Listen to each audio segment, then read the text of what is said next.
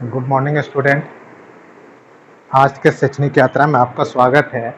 आज हम लोग कैश फ्लो स्टेटमेंट रोकड़ प्रवाह विवरण का एक सम्स जो बहुत ही महत्वपूर्ण सम्स है, जो सारे एक्टिविटी को कवर करेंगे। ऑपरेटिंग एक्टिविटीज़, इन्वेस्टिंग एक्टिविटीज़ और फाइनेंसिंग एक्टिविटी पर उस पर एक सम्स बनाएंगे और देखेंगे कैसे अंततः कैश फ्लो स्टेटमेंट का पूरा फॉर्मेट कवर हो रहा है सम्स में और कितना इजीली हम लोग इसको बना पाते हैं। ऑपरेटिंग का कंसेप्ट हम लोग को स्पष्ट है, इन्वेस्टिंग का कंसेप्ट स्पष्ट है, फाइनेंसिंग का कंसेप्ट भी स्पष्ट है। अब तीनों हेड मिलाकर कैश फ्लो स्टेटमेंट कहलाती है। तीनों पर आधारित एक सम्स देखेंगे।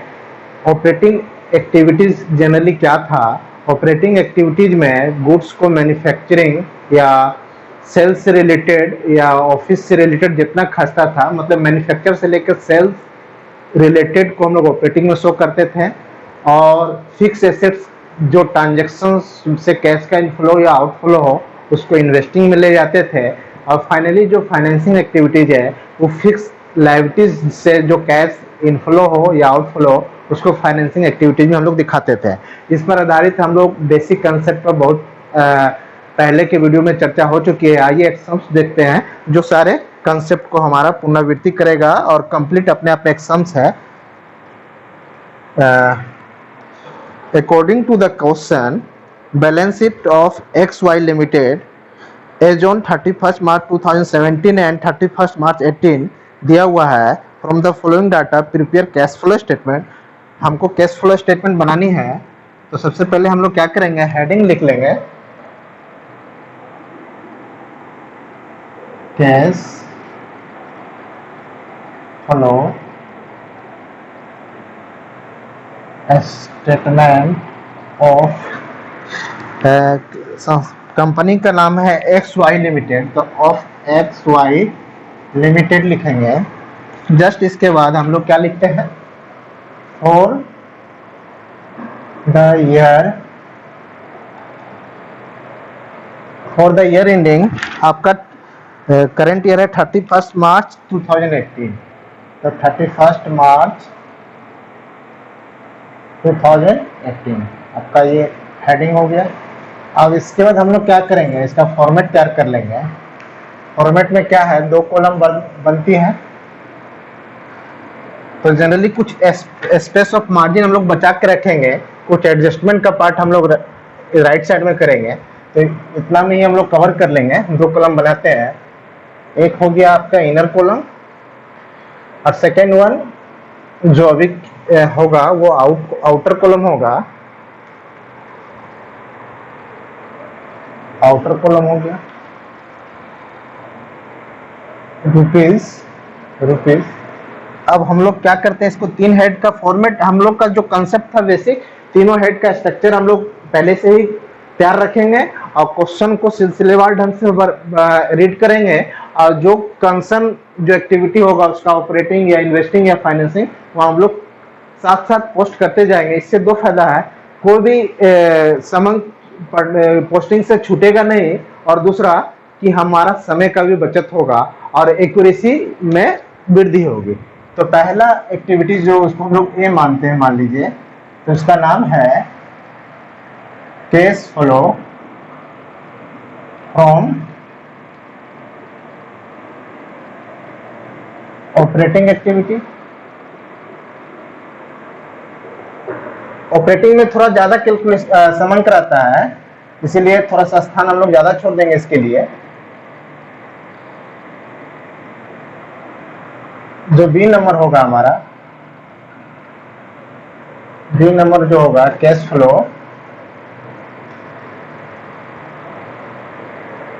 From financing activities. फॉर्मेट अभी हम लोग तैयार कर रहे हैं, उसके बाद क्रमवार हम लोग इसमें पोस्टिंग करेंगे। फाइनली लास्ट वन जो है वो हमारा क्या होता है, कैश, जिसको सी, अगर ए भी कर रहे हैं तो इसको सी बोलेंगे, या 1 2 भी कर सकते थे हम लोग numbering. Cash flow from financing activity. आप लोग भी तीनों एक्टिविटी का स्ट्रक्चर पूरा फॉर्मेट रेडी रखेंगे और फाइनली हम लोग नीचे का भी पार्ट लिख सकते हैं। यहाँ पर क्लोजिंग जो बैलेंस ऑफ कैश है वो दिया होगा, closing balance of cash and cash equivalent, उसको भी हम लोग पोस्ट कर ही लेते हैं, जो हमारे पास आगे का काम में सहूलियत होगा। आपका closing balance of cash and cash में आपका यहाँ पर है ओनली आपका दिया है बैंक, है ना, जो है क्लोजिंग है 60,000, इसका मतलब, और ओपनिंग बैलेंस दिया हुआ है आपका 50,000, ओपनिंग बैलेंस आपका दिया हुआ है 50,000। इसका मतलब जो ये जो ओपनिंग है इसको लिख लेते हैं, opening balance of cash and cash equivalents. इसका मतलब जो तीनों हेड का नेट इंक्रीज या डिक्रीज, इंक्रीज ही आएगा, और वो 10,000 आएगा, वो हम देख सकते हैं क्योंकि 50 से 60 हुआ है। इसका मतलब तीनों हेड से जो कैश का इनफ्लो होगा वो प्लस में ही होगा 10,000, उसको भी हम लोग लिख लेते हैं। और फाइनली हम लोग देखेंगे वो तीनों से 10,000 अगर आ रहा है, इसका मतलब we did all posting correctly, otherwise कहीं मिस्टेक हुआ है। मैंने पहले भी चर्चा किया था, कैश फ्लो स्टेटमेंट एकमात्र आपके टेक्स्ट बुक में चैप्टर है जिसको आप बनाते वक्त ही समझ जाएंगे अगर आपसे कुछ गलती हो रही है तो इसको लिखेंगे नेट इंक्रीज, प्लस में है तो increase, net increase in cash and cash equivalents. ये कैसे आएगा, cash and cash equivalent A plus B plus C, तीनों को हम लोग ऐड कर लेंगे, वो आपका 10,000 आएगा। स्पष्ट है, वो 10,000 ही आना चाहिए, तभी मेरा ओपनिंग जोड़ने से क्लोजिंग आएगा। इसमें क्या करेंगे, प्लस लिखते हैं हम लोग, एड, it means opening balance of cash. अब आइए एक एक करके हम लोग सारा पोस्टिंग करेंगे। इतना समंग हम फॉर्मेट तैयार कर लिए हैं, आगे का पोस्टिंग हम लोग देखते हैं। क्वेश्चन को एक बार हम लोग पढ़ते हैं पहले। अकॉर्डिंग टू द क्वेश्चन आपका 17-18, पहले ईयर को भी आप लोग देख लेंगे। कभी कभी किसी क्वेश्चन में 18 पहले दे देगा 17 बाद में, तो हम लोग उल्टी दिशा से देखेंगे इंक्रीज और डिक्रीज को पाने के लिए। मगर इस क्वेश्चन में 17 के बाद 18 है, मतलब हम लोग सीधी दिशा में देखेंगे। इक्विटी एंड लायबिलिटीज में शेयर होल्डर फंड्स में आपका इक्विटी शेयर कैपिटल है, प्रेफरेंस शेयर्स 8% प्रेफरेंस शेयर है। 8% प्रेफरेंस शेयर, क्वेश्चन कुछ भी ना कहे, मतलब 8% आपको डिविडेंड देना है। आगे देखते हैं, जनरल रिजर्व है, पीएल का बैलेंस है, 10% फिर डिबेंचर है। इसका मतलब क्वेश्चन अगर नहीं भी बोलता है इंटरेस्ट पेड करने, तो मैं इंटरेस्ट इस पर चार्ज करूंगा, है ना, ठीक है। फिर आगे है fix assets, inventory, trade receivable, bank.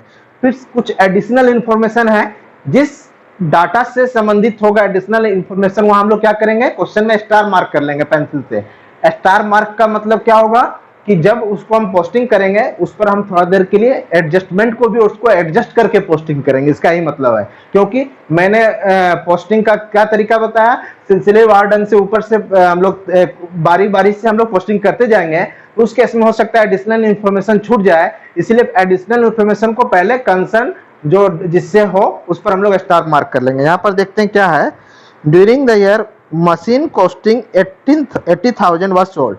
Machine से संबंधित है जो ₹450,000, 50,000 में बेचा गया, जिसका कॉस्टिंग था 80,000। तो मशीन को हम लोग क्या करेंगे, मशीन तो दिया नहीं है, इसका मतलब वो फिक्स एसेट्स का ही पार्ट है। फिक्स एसेट तो हम लोग क्या करेंगे, स्टार मार्क डाल देंगे यहाँ पर क्वेश्चन में।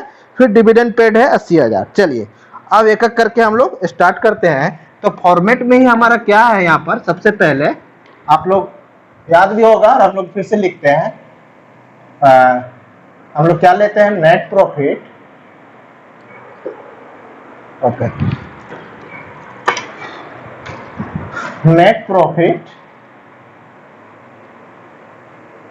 Before tax and extraordinary items. तो इसके लिए हम लोग क्या करेंगे, वर्किंग नोट बना लेंगे। यहां लिख देंगे नोट 1, ये निकलेगा कैसे, तो देख लीजिए। हमारे जो बैलेंस शीट में प्रॉफिट है वो आफ्टर टैक्स एडजस्ट करके दिया होगा, और एक्स्ट्रा ऑर्डिनरी आइटम भी। तो यहां पर जो प्रॉफिट है नोट 1 हम लोग यहां लिखते हैं, नोट 1। यहां से हम लोग प्रॉफिट निकालते हैं,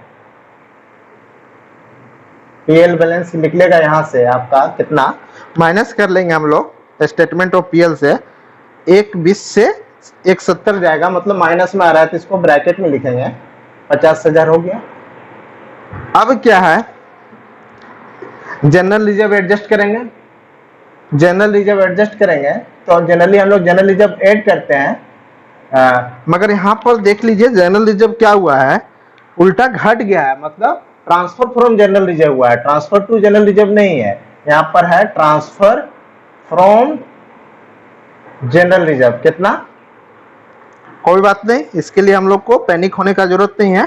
20,000 तो हम लोग ट्रांसफर करते थे तो ऐड करते थे, ये लेस हो जाएगा, माइनस में रहेगा, यहीं से हम लोग पीएल में पैसा ले आए हैं। ऐसा भी हो सकता है कभी कभी फंड से पैसा को पीएल में ले आते हैं, चाहे यूटिलाइज किए होंगे कहीं पे, फिर आपका ये हो गया। टैक्स का तो कोई आइटम है ही नहीं, डिविडेंड है, डिविडेंड तो टैक्स एडजस्ट करना होगा, डिविडेंड पेड है, मतलब पीएल से उसका निकला होगा वो डिक्लेरेशन। कितना है डिविडेंड, 80,000, आपका डिविडेंड है 80,000। अब यहाँ पर डिविडेंड पेड है तो इसको ऐड करेंगे, पीएल से इतना क्या हुआ होगा, इसका प्रोविजन हुआ होगा। एक चीज यहाँ पर देखना है, डिविडेंड पेड नीचे लिखा है और वहां पर आपका 8% प्रेफरेंस शेयर भी है, और डिविडेंड किसका है सो मालूम नहीं है। यहाँ पर हम लोग क्या करेंगे, एज्यूम करेंगे कि इसमें इक्विटी डिविडेंड और प्रेफरेंस डिविडेंड बहुत है, मतलब all dividend covered under this 80,000। अब हमको जो निकलेगा 80 प्लस में 10,000 आ रहा है, प्रॉफिट आफ्टर टैक्स निकलता है, मगर टैक्स का कोई एडजस्टमेंट नहीं है तो इसी को हम लोग बिफोर टैक्स कर लेंगे, प्रॉफिट बिफोर टैक्स आपका कितना आ गया, 10,000। स्पष्ट है। अब डिविडेंड का जस्ट हम लोग क्या करेंगे, डिविडेंड पेड है तो फाइनेंसिंग एक्टिविटीज में भी जाएगा, यहाँ पर उसको पोस्टिंग कर देंगे, नहीं तो क्या होता है आइटम छूट जाएगा। हम लोग क्या बोले, संग संग पोस्टिंग करते जाएंगे। डिविडेंड पेड कितना है आपका, 80,000, इसको अभी इनर कॉलम में लिखते हैं, पेड हुआ है इसका मतलब कैश आउटफ्लो हुआ होगा तो इसको ब्रैकेट के अंदर लिखेंगे। स्पष्ट है, क्योंकि संग संग अगर हम नहीं करेंगे तो एस्केप हो जाएगा। अब शुरू से क्वेश्चन को पढ़ते हैं। इक्विटी शेयर कैपिटल क्या हुआ, 4 लाख से 750 हुआ है, मतलब राइज हुआ है, शेयर इशू हुआ है, issue of share, equity share. ठीक है, कितना इशू हुई है, 3.5 लाख का पैसा आया है, इसीलिए इसको प्लस में लिखेंगे। शेयर इशू से पैसा आ रहा है तो प्लस में, पैसा अगर जाएगा तो माइनस में। डिविडेंड पे नहीं दिखा दिए, जहां गैया जाएगी वहां बछड़ा भी जाएगा। डिविडेंड शेयर से संबंधित है तो यहाँ इसको दिखाएंगे। प्रेफरेंस शेयर भी इशू हुआ है तो इशू ऑफ प्रेफरेंस शेयर्स, इससे संबंधित डिविडेंड आइटम था इसलिए इसको भी यहां दिखा दिए। 1 लाख हो गया है 60,000 से, इसका मतलब 40,000 प्रेफरेंस शेयर से भी पैसा आया इशू करके। जनरल रिजर्व तो हो चुका, पीएल का हम लोग लिख चुके हैं। 10 डिवेंचर्स है, ये इसके बारे में कुछ एडजस्टमेंट नहीं है तो इसका मतलब हम लोग इंटरेस्ट भी दिए होंगे। तो यहाँ पर हम लोग क्या करते हैं, एडजस्टमेंट करते हैं सबसे पहले नॉन कैश आइटम का। नॉन कैश आइटम के बाद हम लोग operating profit before working capital निकलता है, तो इंटरेस्ट तो नॉन कैश आइटम होगा, पीएल में भी इसको दिखाए होंगे। तो डिविडेंड इंटरेस्ट, डिवेंचर इंटरेस्ट यहाँ हम लोग क्या करेंगे, डिवेंचर इंटरेस्ट को ऐड कर लेंगे, इससे पैसा मेरा पीएल घट गया होगा, मगर क्योंकि इस पीएल का पार्ट नहीं है, प्रोविजन वहां से नहीं होना चाहिए। डिवेंचर इंटरेस्ट फिक्स लायबिलिटी से संबंधित है, उसको हम लोग यहाँ दिखाएंगे। जो पीएल घट गया, ये नॉन ऑपरेटिंग खर्चा है डिवेंचर्स का। तो डिवेंचर इंटरेस्ट कितना होगा, देखिए 2 लाख से 81,000 है तो डिवेंचर का रिडम्पशन भी है 20,000 का। यहाँ पे 2 एज्यूम्पशन लिखना होगा। पहला एज्यूम्पशन मेरा क्या था, डिविडेंड में सारा डिविडेंड इंक्लूड है, पहला हो गया। दूसरा क्या, redemption of debenture done on 31 मार्च 18, मतलब अंत में किया गया है। इसका मतलब ओपनिंग बैलेंस साल भर रहा होगा पैसा, तो साल भर का 2 लाख का हम लोग एज्यूम्पशन जब कर लिए तो 20,000 डिवेंचर इंटरेस्ट आया होगा, स्वाभाविक ओपनिंग बैलेंस पर 10%। यहाँ भी 20,000 इसमें यहाँ पर ध्यान देना है, वहां तो ऐड करेंगे क्योंकि मेरा कैश प्रॉफिट निकालना है, कैश प्रॉफिट घट गया होगा ऑपरेटिंग कैश प्रॉफिट चाहिए ना, इसका मतलब क्या है इसका, और 20,000 यहाँ हम लेस में डालेंगे। डिवेंचर इंटरेस्ट पेड किए मतलब कैश आउटफ्लो हुआ, वहाँ एडबैक हो गया, ठीक है।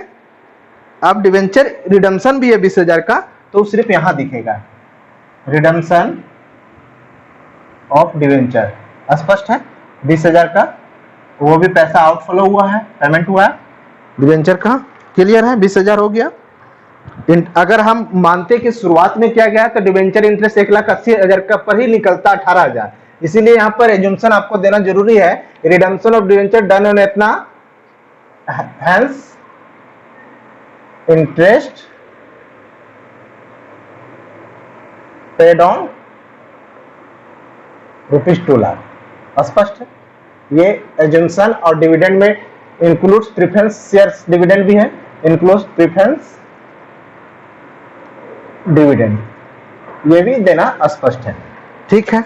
दो एजम्पशन जरूरत था यहाँ क्वेश्चन, चूंकि कंप्लीट नहीं है, हो सकता है हम ये भी मान के बनाए डिवेंचर शुरुआत में रिडम्पशन हो गया, बहुधा साल के अंत में होता है, इसलिए ये मानना बेहतर है। अगर उस तरह मानेंगे तो डिवेंचर इंटरेस्ट बनेगा 18,000 आता, क्योंकि जितना दिन पैसा रहेगा उसी पर इंटरेस्ट देंगे।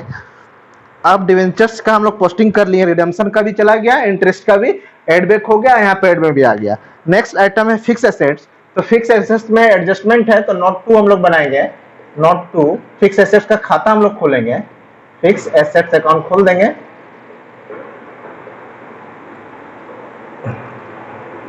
देखते हैं इसका बैलेंसिंग फिगर क्या निकलता है। पहले तो ओपनिंग बैलेंस है, टू बैलेंस बीडी आपका दिया हुआ है, opening balance fix assets, machine पूरा को हम लोग को लेके चले गए, मानेंगे कि इसमें सिर्फ मशीन ही है, बाय बैलेंस सीडी आपका है 7 लाख, 5 लाख से 7 लाख आज के डेट में दिख रहा है।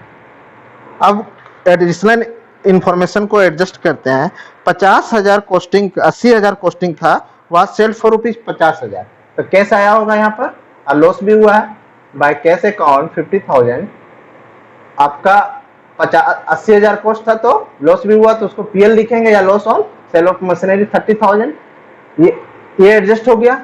अब हम क्या करेंगे, कोई इन्फॉर्मेशन नहीं है तो इसको बैलेंसिंग करेंगे। बैलेंसिंग में इस साइड ज्यादा है आपका 780 है, इसका मतलब क्या हुआ 780 है, इट मीन्स आपका बैलेंसिंग फिगर परचेज निकल जाएगा, मशीन का बैलेंसिंग फिगर कितना आ रहा है 2,80,000, 780 हो गया। अब इस सारा को एडजस्ट कर लेते हैं, पीएल नन केस आइटम है, तो यहाँ पर डिप्रिसिएशन के बारे में कुछ इंफॉर्मेशन नहीं है, तो इसका मतलब ये परचेज टोटल अमाउंट हो जाएगा, डिप्रिसिएशन के बारे में कोई इंफॉर्मेशन आपका क्वेश्चन में नहीं दिया है, इसका मतलब परचेज पूरा का पूरा आपका 280 का निकल जाएगा, स्पष्ट है। आइए, तो यहाँ पर हम लोग क्या करेंगे, जो लॉस हुआ है नन केस आइटम है, लॉस ऑन एडवेट कर लेंगे ऑन मशीन, है ना, लॉस ऑन मशीन जिस नन केस आइटम है, जिससे कैसा बाहर नहीं किया, मगर मेरा पीएल घट गया 30,000, ये एडजस्ट हो गया। अब परचेज और सेल का इन्वेस्टिंग एक्टिविटीज होता है, तो सेल ऑफ मशीन या फिक्स एसेट जो लिखिए, कितना में हुआ है 50,000 कैश आया सेल से, और परचेज से कैश गया भी है, परचेज ऑफ मशीन आपका 280 कैश आउटफ्लो हुआ, तो उसको हम लोग ब्रैकेट में लिखेंगे, ब्रैकेट में लिखने का मतलब ये है कि उसको लेस करना। अब आइए हम लोग मशीन का पार्ट भी एडजस्ट कर लिए, नेक्स्ट पार्ट क्या है इसका, फिक्स एसेट्स हो गया, इन्वेंट्रीज, ट्रेड रिसीवेबल 2 हो गया, तो इन्वेंट्री क्या हो रहा है देख लेते हैं। इन्वेंट्री आपका 210 से 250 इंक्रीज इन्वेंट्रीज है, इंक्रीज इन इन्वेंट्री जिसको स्टॉक भी बोला जाता है, आपका हो गया 210 से 250, 40,000 बढ़ा है, मतलब कैश आउटफ्लो हुआ है। एसेट चाहे करंट रहे या फिक्स बढ़े तो कैश आउटफ्लो होता है। इन्वेंट्री आया मतलब इसके बदले हम पैसा दिए होंगे, स्टॉक खरीदे होंगे। ट्रेड रिसीवेबल्स है, डेटर भी एक तरह से बढ़ रहा है, मतलब उसको हम लोग क्या किए, गुड्स चला गया, पैसा नहीं आया, मगर कल लोग क्या आएगा एसेट के रूप में ही है, और उतना का गुड्स चला गया, तो इंक्रीज इन, ये भी लेस होगा, इंक्रीज इन ट्रेड रिसीवेबल्स, आपका इंक्रीज इन ट्रेड रिसीवेबल्स है, एक 40 से एक 90 हुआ 50,000 और इन्वेंट्री था 40,000, दोनों लेस आइटम है। ये हो गया बैंक का, तो हम लोग cash and cash equivalent item में तो डाल ही दिए, सारा पोस्टिंग हो गया, सारा एडजस्टमेंट हो जा रहा है, कोई आइटम एस्केप नहीं है। अब हम टैक्स का तो कोई आइटम था नहीं, अब हम लोग इसको रेडी करते हैं, यहाँ से सबका निचोड़ निकाल देंगे। फाइनली हम लोग देखते हैं कि आंसर पा रहे हैं कि नहीं। इसको हम लोग समझने के लिए किए थे कि कैश एंड कैश इक्विवेलेंट जो आएगा इसको हम लोग अभी मिटा दे रहे हैं। आइए, ये जो लिख लेगा उसको क्या बोलते हैं, operating profit before working capital changes. Working capital का एडजस्टमेंट नहीं किया, before working capital change, working capital से जो इनफ्लो आउटफ्लो, वर्किंग कैपिटल मतलब करंट एसेट्स करंट लायबिलिटी, सब एड आइटम है। इसका मतलब ये हो गया आपका 60,000। अब इसको हम लोग एडजस्ट करेंगे, ये 40 था आपका, दोनों लेस आइटम है, इसका मतलब 90 में 30 आएगा। ये हो गया आपका operating profit, operating profit before tax paid. Tax paid तो हमारा दिया ही नहीं है, रहता तो क्या करते हैं, टैक्स पेड को इस तरह हम लोग लेस करते हैं, नील है ही। अब जो निकल गया वो आपका 30,000, ये माइनस में ही आ रहा है तो इसको ब्रैकेट में ही लिखना है हम लोग को। माइनस में आया तो क्या लिखेंगे, नेट कैश यूज्ड इन लिखते हैं, प्लस में आएगा तो फ्लो फ्रॉम ऑपरेटिंग एक्टिविटी। स्पष्ट है। अब इसका हम लोग निचोड़ को निकालते हैं, माइनस में है और प्लस में है, इतना है तो माइनस में ही रहेगा, ये लिख लेगा 230 माइनस में, यहां भी लिखाएगा नेट कैश, माइनस में है तो यूज्ड इन कौन एक्टिविटीज है, सॉरी ये तो फाइनेंसिंग नहीं, इसका नाम इन्वेस्टिंग एक्टिविटीज है ना, हम लोग फाइनेंसिंग, दूसरा को हम लोग कैश फ्लो फ्रॉम इन्वेस्टिंग बोलते हैं, ये चीज को ध्यान देना है, लिखा गया होगा financing, cash used in investing activities. स्पष्ट है ये भी। अब इसका जो निचोड़ लिख लेगा कैश इन यूज्ड इन या फ्लो जो होगा फाइनेंसिंग एक्टिविटीज। देखते हैं, माइनस में आपका है 80, 120 माइनस में है, प्लस में है 390 तो 370 हो जाएगा, इसका मतलब 370 हो जाएगा, ये नहीं सॉरी 390 में 120 जाएगा तो 270 आएगा। एक बार और जोड़ लेते हैं, 390 है, प्लस में माइनस में है 120, 390 में 270, प्लस में आ रहा है तो फ्लो लिखेंगे, cash net cash flow from financing activities. स्पष्ट है। अब तीनों का निचोड़ जो है 10,000 मेरा आना चाहिए, इसका मतलब तभी सही होगा। Net increase in cash and equivalent A plus B plus C, A का ये, बी का ये, सी का, तो 260 में 270 प्लस में है तो 10,000 प्लस में आ रहा है, इसका मतलब we did sum all posting correctly. अब ये आपका कंप्लीट सम्स है, 2 वर्किंग नोट हो गया, तो एक वर्किंग नोट वहां लिख दिए और फिक्स एसेट्स के अलावा भी वर्किंग नोट 2 में यहाँ हम लोग लिख सकते हैं नोट 2 है ना, ब्रैकेट में, ताकि ये स्पष्ट हो जाए कहां से आया है ना, नोट 2। ठीक है, सारा पोस्टिंग क्लियर है। इसी तरह हम लोग को सम्स को एक एक करके इसी तरह सिलसिलेवार फॉर्मेट तैयार कर लेंगे और सारा को पोस्टिंग करते जाएंगे और बनाएंगे। इससे संबंधित बहुत सम्स है, आप लोग इसी तरह पोस्टिंग करेंगे, जिससे संबंधित आपका एडिशनल इंफॉर्मेशन है वो स्टार मार्क करेंगे और उसको साथ ही साथ पोस्टिंग करते जाएंगे। जैसे मैंने डिवेंचर इंटरेस्ट का किया तो डिवेंचर इंटरेस्ट एडबैक किया, जस्ट लेस किया, और डिवेंचर रिडम्पशन का भी लेस किया। उसी तरह यहाँ पर पीएल जो हुआ loss on sale of fixed asset, उसको तुरंत वहां दिखाया, ऑपरेटिंग का आइटम था, कैश आउटफ्लो हुआ नहीं है मगर मेरा कैश घट गया है, और कैश जो इनफ्लो सेल से और आउटफ्लो परचेस हो रहा है तुरंत, उसको हम लोग इन्वेस्टिंग एक्टिविटी में पोस्टिंग किए। संग संग काम करेंगे तो कोई आइटम एस्केप भी नहीं होगा और क्वेश्चन बहुत सरल लगेगा। प्योर कंसेप्चुअल चैप्टर है ये। इसी तरह आप लोग फॉर्मेट तैयार करके सारा पोस्टिंग करेंगे और रिलेटेड सम्स को सोल्व करेंगे। Thank you.